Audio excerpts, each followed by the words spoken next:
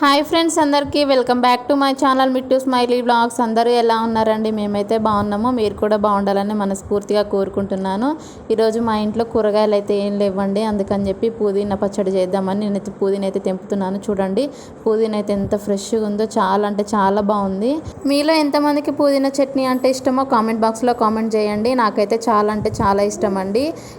పుదీనా హెల్త్కి కూడా చాలా అంటే చాలా మంచిది. అందుకని చెప్పి నేనైతే మా పిల్లల కోసం అని పుదీనా చట్నీ అయితే చేస్తున్నాను.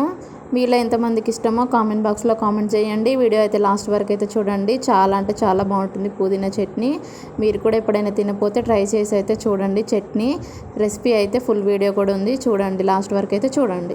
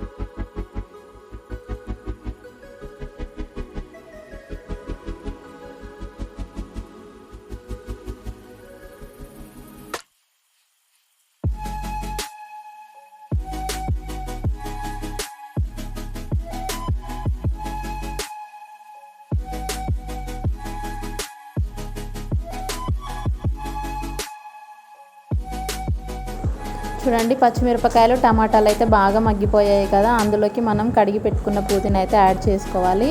పుదీనా అయితే చాలా నీట్గా ఉంది, బాగుంది. నేనైతే పుదీనా అయితే యాడ్ చేసుకుంటున్నాను. పుదీనా కూడా కొంచెం మగ్గిపోయిన తర్వాత అందులోకి కొంచెం పసుపు అయితే వేసుకొని మళ్ళీ మగ్గించుకోవాలి. చూడండి, వీడియో అయితే చూడండి లాస్ట్ వరకు.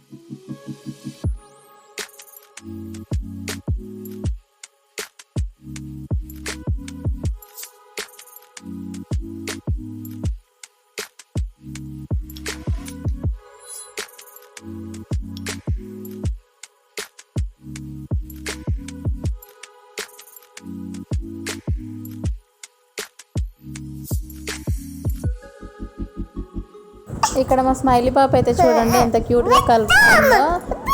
ఫ్యాన్ కింద చల్లారుతుందని నేను పెడితే పొయ్యి మా స్మైలీ పాప అయితే కలిపి చల్లార పెడుతుంది చట్నీని అయితే.